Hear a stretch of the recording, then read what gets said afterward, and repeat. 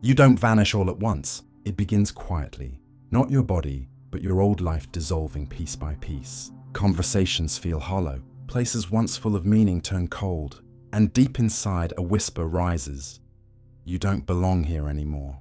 Today, you'll discover the hidden signs that this silent shift is already happening within you, and why it will change everything.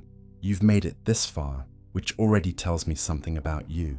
If you're still here, listening closely, part of you is already walking this path, whether you've admitted it to yourself or not. And maybe you've been questioning why things feel different lately, why the places, people, and conversations that once felt vibrant now feel heavy, draining, or even meaningless.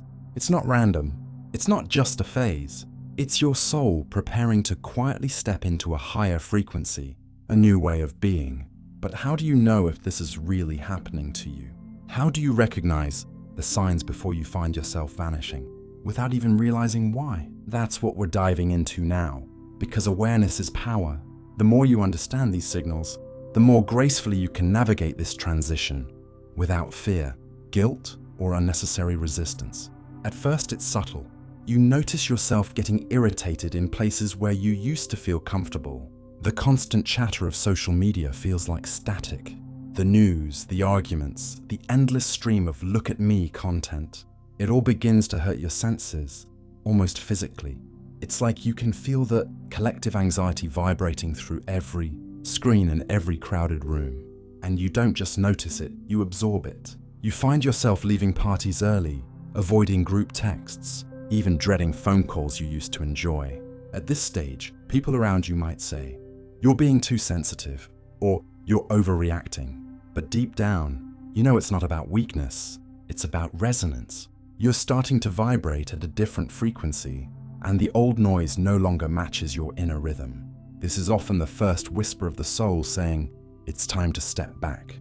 Have you ever been in a group where everyone's talking, laughing, sharing memes, and suddenly you feel like an alien dropped in from another planet? You hear the words, you smile politely, you play along. But inside, you're thinking, none of this matters. None of this feels real.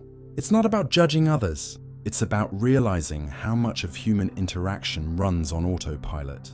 Complaining about work, gossiping about other people's choices, performing happiness for the sake of appearances. When you wake up, these patterns become glaringly obvious. And once you see them, you can't unsee them. You begin to crave depth. Conversations that touch the soul, not just skim the surface. But when you try to bring depth into the room, you're often met with blank stares, awkward silence, or even defensiveness. That's when you start to pull back, not because you don't care, but because you do. Because you've realized your energy is too precious to keep pouring into places that can't receive it. One day, you wake up and realize you don't even recognize the person you used to be. The goals you chased, the identities you wore, the roles you played, they all feel like costumes from a play that's no longer running. You see old photos of yourself and think, who was that? And why did I believe that was me? This stage can be deeply unsettling. It's like watching the house of your life slowly dissolve, room by room, while you stand in the middle wondering what will remain. It's tempting to cling to the familiar, to rebuild the old structures, to force yourself back into the old script. But here's the truth. Awakening doesn't destroy who you are. It reveals who you've been beneath all the masks. The discomfort you feel isn't loss. It's the shedding of false identities. And yes, it's messy. Sometimes it feels like you're coming apart at the seams. But that's exactly what needs to happen before something more authentic can emerge. At first, being alone can feel like isolation. You scroll through your contacts, tempted to call someone, anyone, just to fill the space. But as you grow, that craving begins to shift. Suddenly, solitude doesn't feel like a punishment. It feels like relief, like a long exhale you didn't know you were holding. Your inner world becomes richer than any external distraction. Silence becomes sacred. This is one of the clearest signs you're preparing to leave quietly. When you no longer fear being alone, you stop needing constant external validation. And when you stop needing that, you're free to move through the world on your own terms. Ironically, this is also when others might accuse you of pulling away or shutting down. But solitude isn't a wall you build to keep people out. It's a garden you tend, so you can grow strong roots before returning to the world. Here's where it gets interesting. As you step back and align more closely with your true self, people will respond to you in extreme ways. Some will feel deeply drawn to you, sensing a calm strength they can't quite explain. Others will feel strangely triggered, as if your very presence shines a light on things they'd rather keep hidden. You'll notice friendships shifting, sometimes dissolving altogether. Jobs, hobbies, even physical spaces may start to fall away.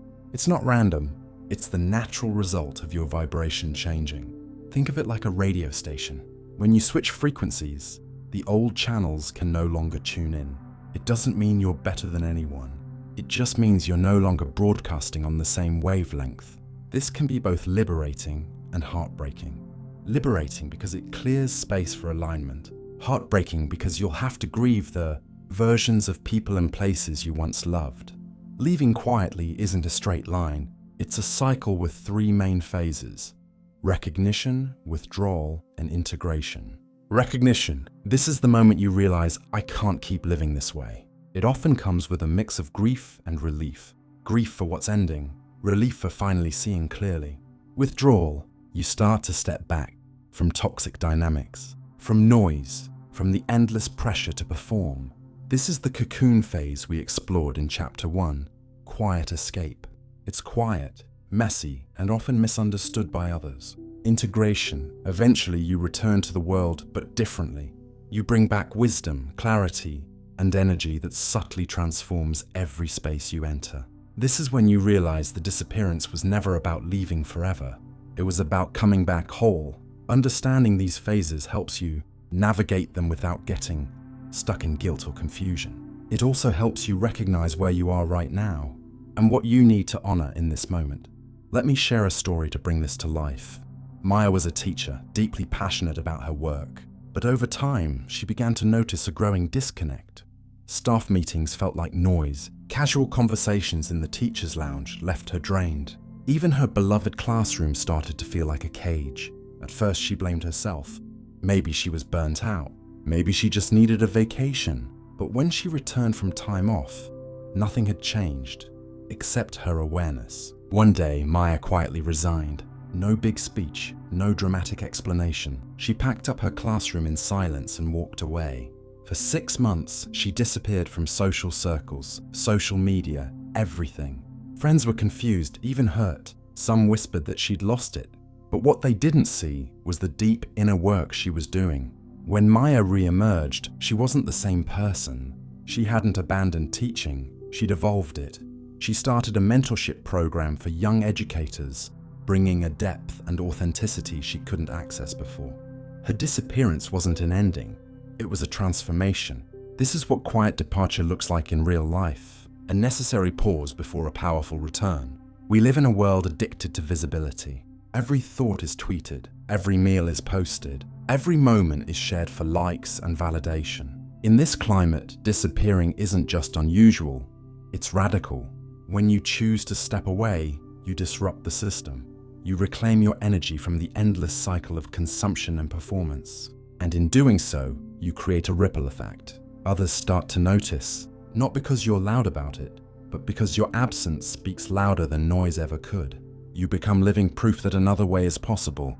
This is why the quiet departure of spiritually awake individuals matters on a collective level. Each person who steps back creates space for others to question their own patterns. It's like removing one card from a fragile house of illusions. Eventually, the whole structure begins to wobble. If you recognize these signs in yourself, it's time to prepare. Here are 3 practices to help you navigate this transition with grace. Create sacred space. Whether it's a corner of your room, a park bench, or just a quiet moment in your car, claim a space where you can breathe and hear your own thoughts. This becomes your personal sanctuary. Practice discernment. Not everyone deserves access to your inner world. Share selectively. Protect your energy like the precious resource it is. Trust the timing. This process can't be rushed. You'll know when it's time to step back, and you'll know when it's time to return. Trust that inner guidance more than any external opinion. Welcome to Chapter 2 of the Awakening Trilogy. If you've watched Quiet Escape, you already know why so many are quietly disappearing. and why this phenomenon is unlike anything most people realize.